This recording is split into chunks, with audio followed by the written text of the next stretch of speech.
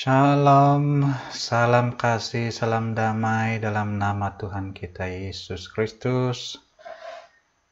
Shalom, selamat bertemu kembali.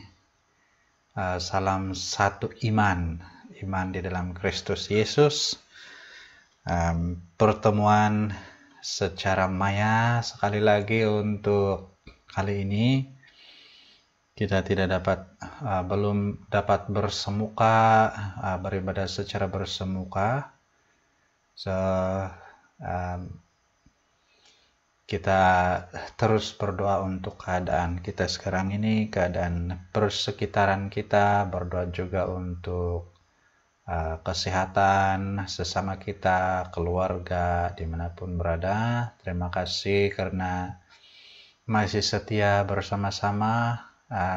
Walaupun pertemuan secara maya seperti ini, kiranya pertemuan yang seperti ini pun dapat kita nikmati berkat damai sejahtera, kekuatan, penghiburan yang dari Tuhan. Oke, kita punya masa untuk sekali lagi untuk sama-sama merenung sebahagian daripada kebenaran firman Tuhan. Dan hari ini saya mengajak kita untuk menyambung pembacaan kita minggu yang lalu yang terdapat di dalam Kisah Para Rasul pasal 2. Minggu lalu kita sudah baca ayat 41, ayat 42. Dan pada hari ini kita akan sama-sama membaca pula di dalam ayat yang ke-44 dan juga ayat 45. Ayat ini berkata demikian, dan semua orang yang telah menjadi percaya tetap bersatu dan segala kepunyaan mereka adalah kepunyaan bersama. Dan selalu ada dari mereka yang menjual harta miliknya lalu membagi-bagikannya kepada semua orang sesuai dengan keperluan masing-masing. Nah, ayat ini merupakan sekali lagi merupakan cara hidup jemaat yang pertama, jemaat yang percaya kepada Yesus Kristus adalah Tuhan yang pertama di dunia. Ya, kita ini tidak tahu yang generasi keberapa, sudah mungkin generasi yang ke lebih ratus-ratus sudah barangkali lah kan. Tetapi yang diceritakan di dalam Kisah Para Rasul ini adalah jemaat-jemaat pertama yang dipanggil sebagai jemaat Kristus yang percaya kepada Yesus Kristus. Nah, kita dapat melihat ini adalah ciri kehidupan mereka sebagai jemaat yang pertama, dan ada beberapa hal yang penting yang dapat kita pelajari bersama-sama yang kita juga sebagai jemaat Kristus. Dan untuk renungan kali ini saya mengajak kita untuk mempelajari satu topik pembelajaran, yaitu satu di dalam Kristus. Ya, di dalam ayat yang ke-44 ayat ini berkata, dan semua orang yang telah menjadi percaya tetap bersatu. Mereka tetap bersatu. Mereka ini adalah orang-orang yang telah menjadi percaya, yang telah mendengar pemberitaan para rasul bahwa Yesus Kristus itu sebenarnya adalah Tuhan. Dan mereka percaya, mereka mengambil keputusan untuk menerima kabar itu sebagai kebenaran. Mereka percaya kepada Yesus sebagai Tuhan, sebagai penyelamat dunia ini, penyelamat pribadi mereka. Dan mereka ini berkumpul bersama-sama menjadi satu kumpulan, mengkhususkan diri sebagai satu kumpulan yang akhirnya kumpulan ini termasuk kita hari ini disebut anggota-anggota tubuh Kristus. Ya, Alkitab sendiri menyifatkan kita orang percaya yang percaya kepada Yesus itu sebagai anggota tubuh Kristus. Nah, mereka ini telah menjadi percaya dan mereka tetap bersatu. Yang bersatu ini adalah yang percaya kepada Tuhan yang sama. Mereka yang sama-sama percaya Yesus Kristus adalah Tuhan. Mereka sama-sama percaya bahwa Yesus yang adalah Tuhan telah turun ke dalam dunia, dan mereka sama-sama menerima bahwa kematian Yesus Kristus itu adalah kematian yang menyelamatkan, dan juga kebangkitan Yesus Kristus itu adalah bukti bahwa Yesus telah menang atas maut. Dan mereka ini punya kepercayaan yang sama, percaya Yesus yang sama, percaya Tuhan yang sama, menerima kabar yang sama. Dan mereka ini dikatakan Alkitab sebagai tetap bersatu. Mereka bersatu di dalam nama Yesus Kristus. Nah, saudara, nama Yesus Kristus adalah nama yang dapat mempersatukan. Dan seharusnya setiap orang-orang Kristen, orang yang percaya kepada nama itu, sepatutnya adalah orang-orang yang bersatu. Dan itu yang seharusnya berlaku. Tidak kira apa denominasi, apa nama gereja, bagaimana latar belakang kehidupan, bagaimana keberadaan diri, bagaimana tahap pendidikan, bagaimana keadaan ekonomi, persekitaran, dan sebagainya. Jika kita sama-sama percaya bahwa Yesus Kristus adalah Tuhan, maka kita seharusnya adalah orang-orang yang satu di dalam iman. Dan itu yang sebenarnya Yesus Kristus inginkan. Setiap orang yang percaya kepadanya, dia ingin supaya orang-orang itu bersatu.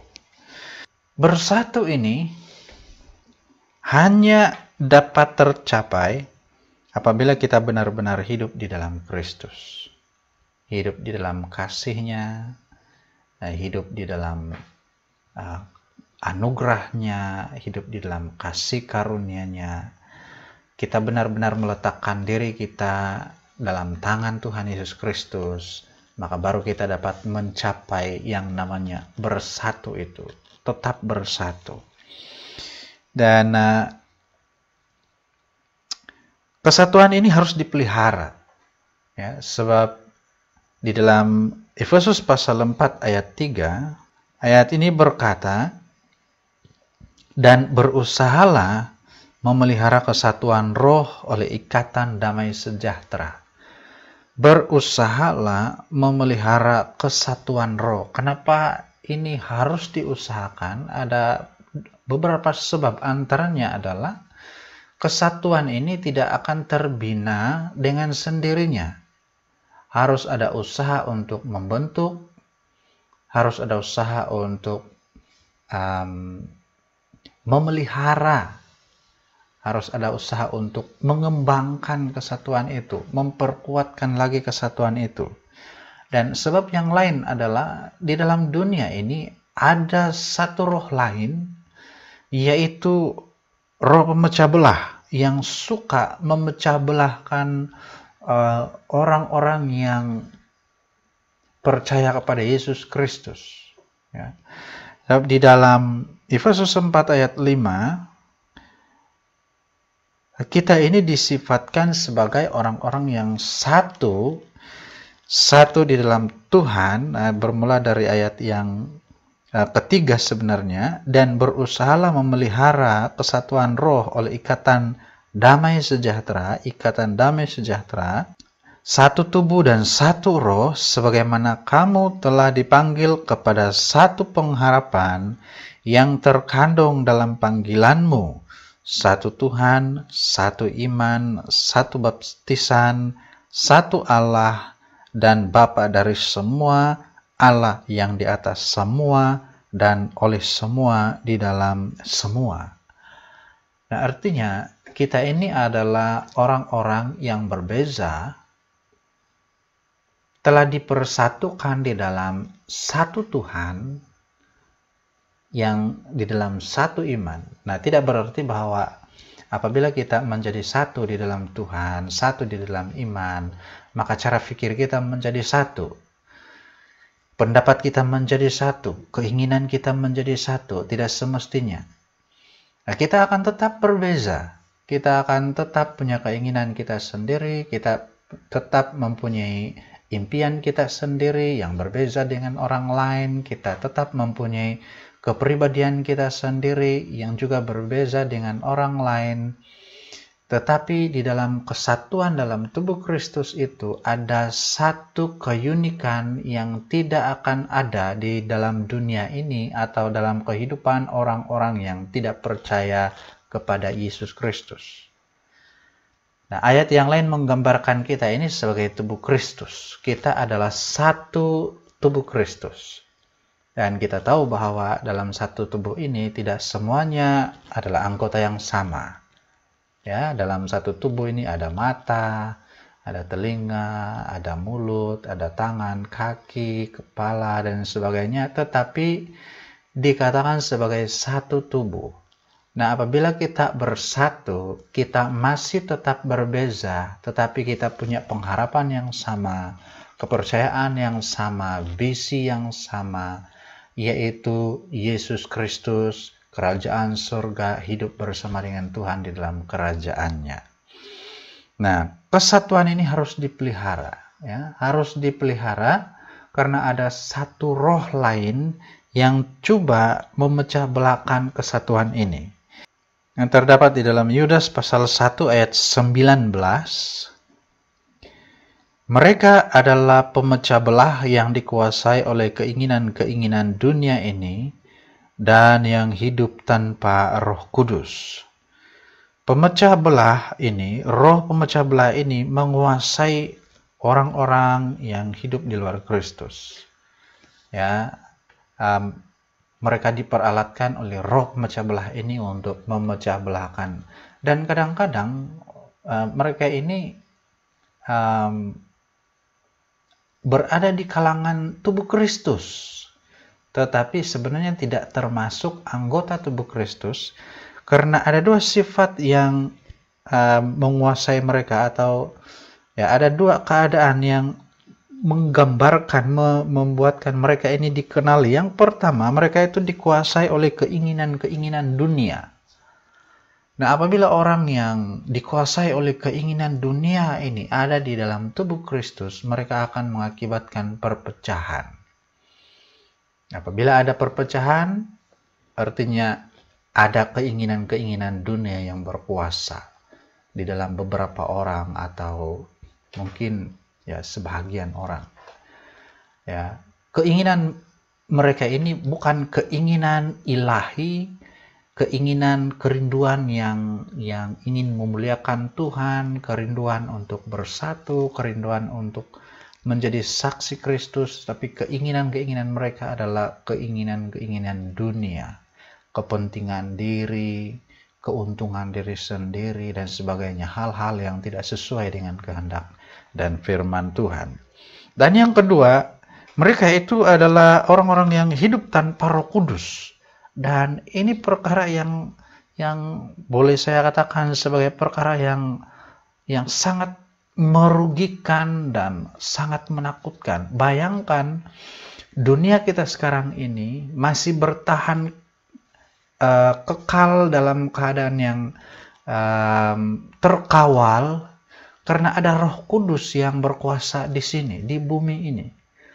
Dan bayangkan kalau ada orang-orang yang hidup di luar Roh Kudus, hidup mereka itu adalah hidup yang berpotensi sekali untuk mendatangkan keadaan huru-hara, kucar-kacir, ya, memecah belahkan kesatuan tubuh Kristus. Dan kalau kita pikir dengan lebih dalam, kesan daripada kehadiran orang-orang yang tidak dikuasai oleh Roh Kudus itu sangat menakutkan.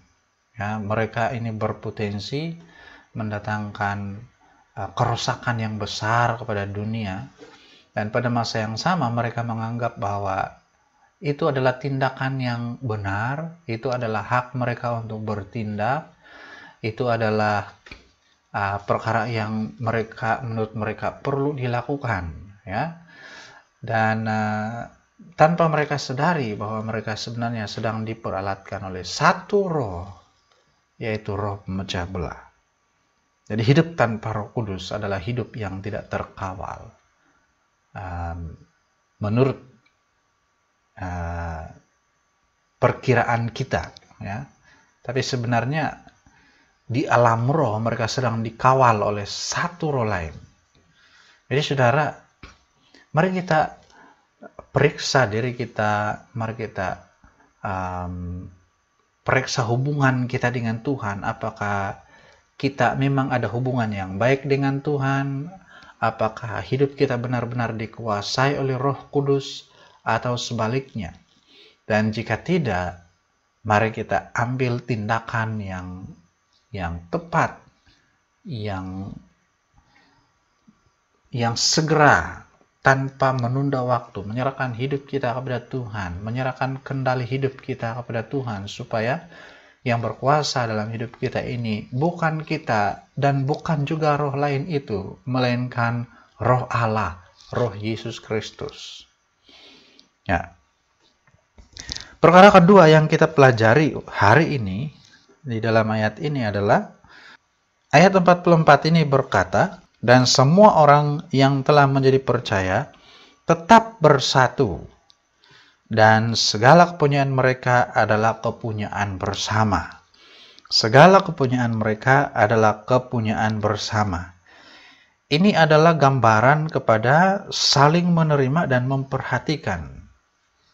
Ya, kepunyaan mereka adalah kepunyaan bersama. Itu berarti mereka saling menerima satu dengan yang lain.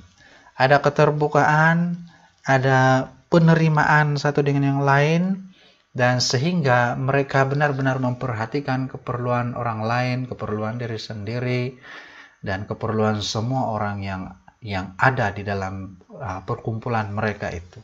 Sedikit sekali orang yang suka berkongsi harta benda kepada orang lain, dan pada masa yang sama dia tidak menerima keberadaan orang itu di dalam hidupnya.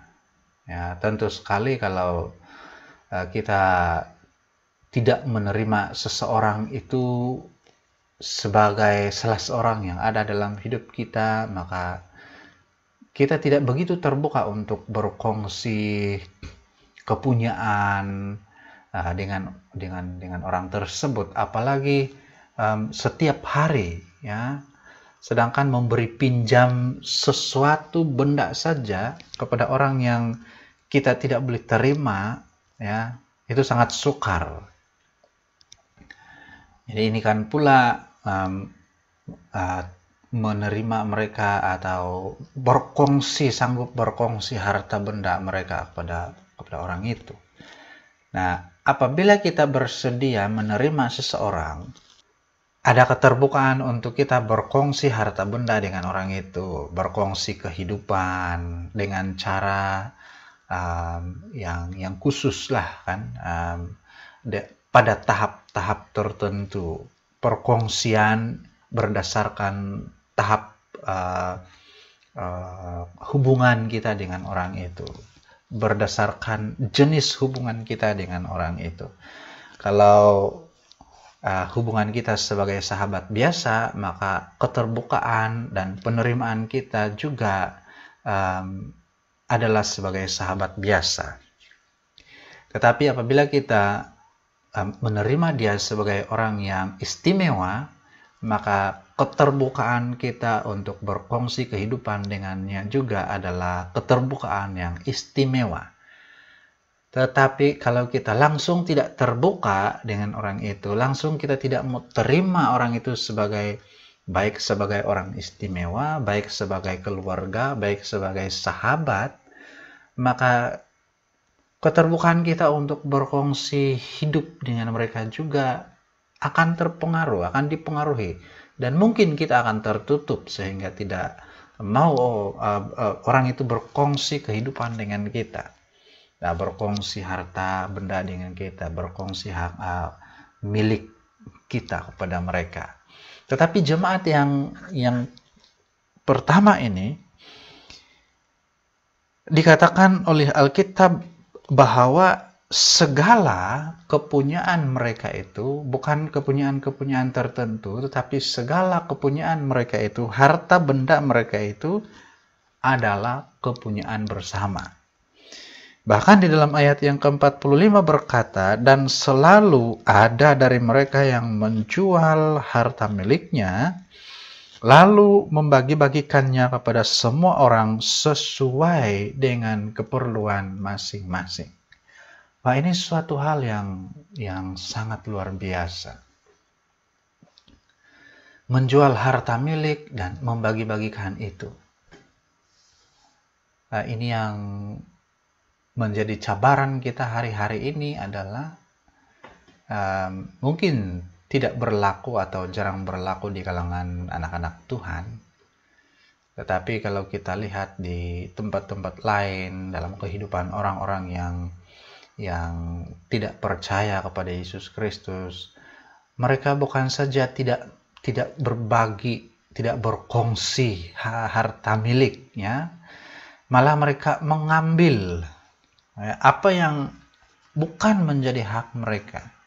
Itu adalah sifat orang-orang duniawi, orang-orang yang dikuasai oleh keinginan dunia. Dan tidak seharusnya sikap itu ada di kalangan kita sebagai orang-orang percaya. Tidak seharusnya kita ini bukan saja tidak berkongsi, malah mengambil. Tidak sepatutnya begitu. Ya, apa yang bukan menjadi hak kita. Ya, artinya kita harus menampilkan diri kita berbeza dengan dunia. Memperlihatkan kepada dunia ini bahwa di tengah pandemik ini pun kita mempunyai kekuatan, kemampuan untuk saling menerima satu dengan yang lain dalam keadaan apapun. Cuma di dalam beberapa situasi kita perlu juga membatasi penerimaan kita itu. Bukan berarti kita menerima penerimaan kita itu seharusnya sesuai dengan situasi. Maksud di sini adalah penerimaan yang seharusnya berlaku adalah penerimaan dari hati yang tulus untuk menerima dia sebagai salah satu anggota tubuh Kristus. Ya. Menerima orang lain sebagai salah satu anggota tubuh Kristus walaupun banyak perbedaan dan juga kekurangan. Kekurangan yang dimaksudkan di sini ada dua, menurut saya ada dua. Satu, kekurangan dari segi harta benda. Orang lain tidak semua orang punya kemampuan yang sama. Ya. Baik itu kemampuan dari segi ekonomi, harta, baik itu kemampuan dari segi intelektual, baik itu kemampuan dari segi fisikal atau kekuatan tenaga. Ada banyak perbedaan, ya. Dan tidak seharusnya perbedaan-perbedaan ini menjadi penghalang untuk kita saling menerima satu dengan yang lain.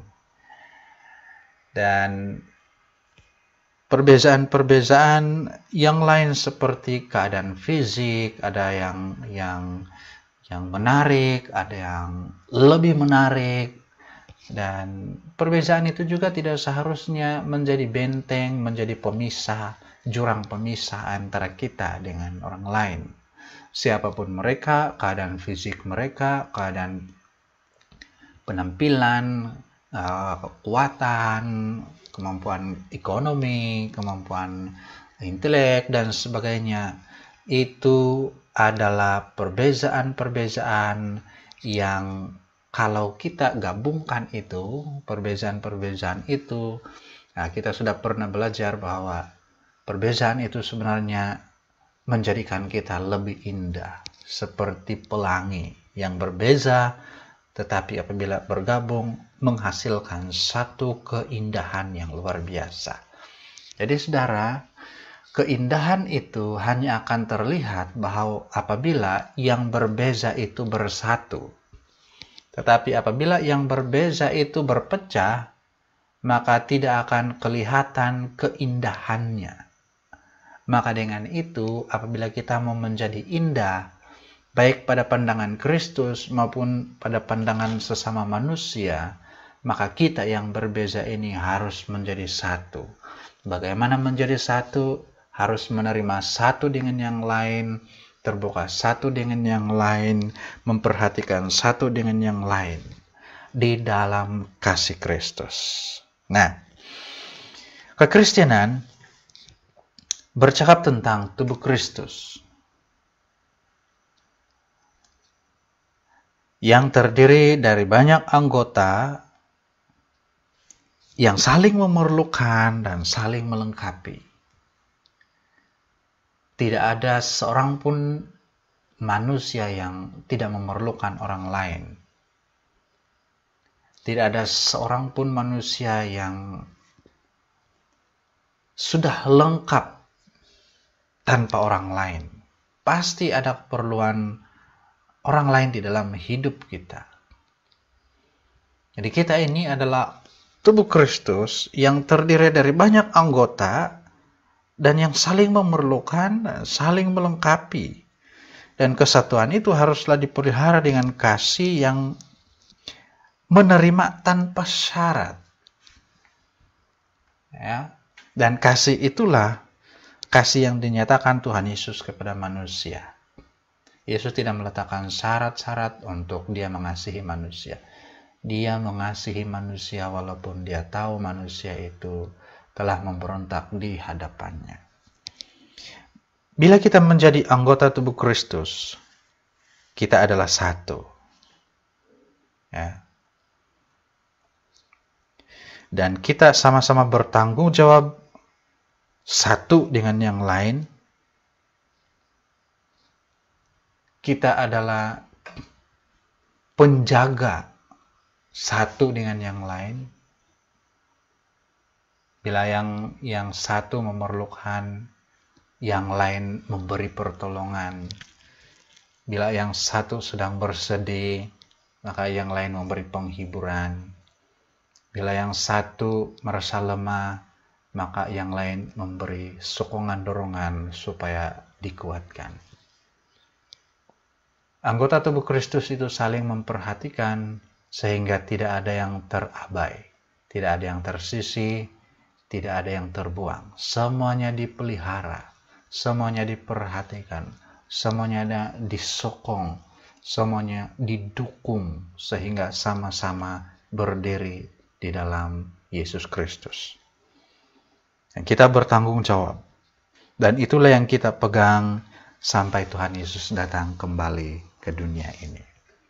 Apabila kita melakukannya dengan setia, maka suatu hari nanti kita akan mendengar dari Tuhan sendiri mengatakan, "Syabas, hai anakku yang setia." Marilah kita hidup setia di hadapan Tuhan.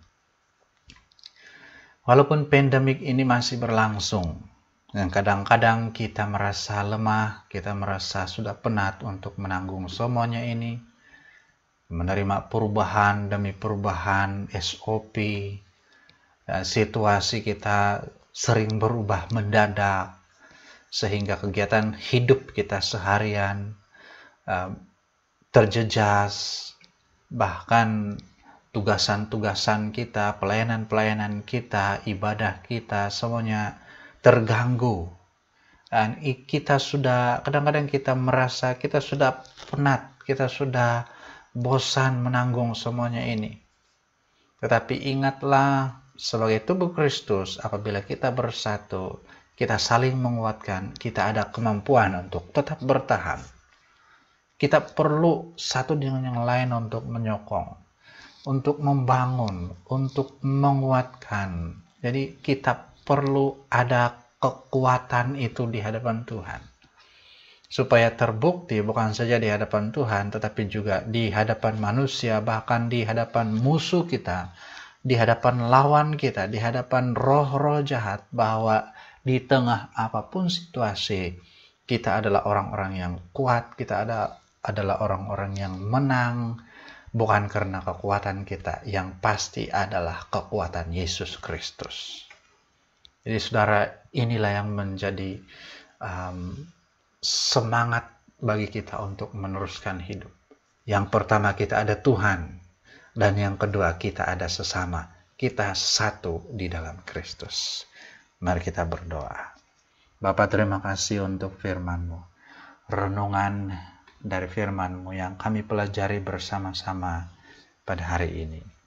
Mari Tuhan, kuatkan kami untuk menghidupi firman Tuhan ini, untuk menerima satu dengan yang lain, supaya kami hidup di dalam kesatuan yang kukuh, yang utuh, sehingga kami dapat menyatakan kepada dunia ini, kami juga dapat menyatakan kepada musuh kami, yaitu roh-roh jahat, bahwa di tengah apapun situasi, termasuk di tengah pandemik ini, kami tetap berdiri teguh, kami tetap berdiri dengan kuat, karena kami ada Yesus Kristus yang adalah Tuhan di atas segala Tuhan, dan kami ada sesama kami yang dapat saling mendukung, yang dapat saling menguatkan, yang dapat saling mendorong.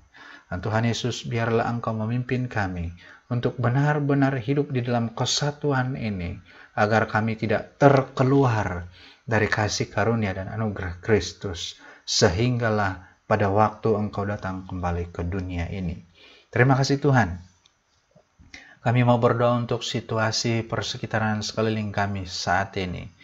Kami masih bergumul dengan keadaan pandemik ini Tuhan. Dan kadang-kadang kami merasa lelah, kami merasa putus asa, kami merasa penat. Dan banyak hal yang terjejas dalam hidup kami, kegiatan kami sehari-hari. Dan pelayanan-pelayanan kami, pekerjaan-pekerjaan kami, keuangan kami semuanya terjejas. Tuhan, kami mau berdoa, beri kami kekuatan, beri kemampuan, dan pimpin kami melihat maksud Tuhan dalam situasi ini. Dan kami mau berdoa untuk semua ahli keluarga kami. Kami mohon supaya Tuhan membungkus kami dengan darah-Mu, menyucikan kami dengan darah-Mu, menjauhkan kami dari jangkitan penyakit, jangkitan COVID, menjauhkan segala masalah-masalah. Dan kalau ada di antara kami yang sedang bergumul, sedang berdepan dengan penyakit ini, sedang berusaha melawan penyakit ini, kami mau berdoa, darah Yesus menyucikan, darah Yesus menyembuhkan segala sakit, penyakit, segala virus-virus COVID. Kami perintahkan demi nama Yesus, keluar dari hidup kami, keluar dari gereja ini, keluar dari keluarga kami. Dan kami istiharkan Yesus Kristus yang menyembuhkan kami, sehingga kami diberi kekuatan kembali bangkit dan memberi kekuatan kepada orang lain. Terima kasih Tuhan. Kiranya nama Tuhan ditinggikan, diagungkan dalam hidup kami, dalam kebersamaan kami. Ini doa kami, dalam nama Tuhan Yesus kami sudah berdoa dan mengucap syukur. Haleluya. Sama-sama katakan amin. Puji Tuhan. Haleluya. Terima kasih saudara setia mendengarkan. Biarlah roh kita sentiasa menyala-nyala untuk Tuhan, melayani Tuhan, mengagungkan Tuhan, sehingga dunia tahu bahwa kita adalah orang-orang yang menang di dalam kemenangan Yesus Kristus. Haleluya. Amin.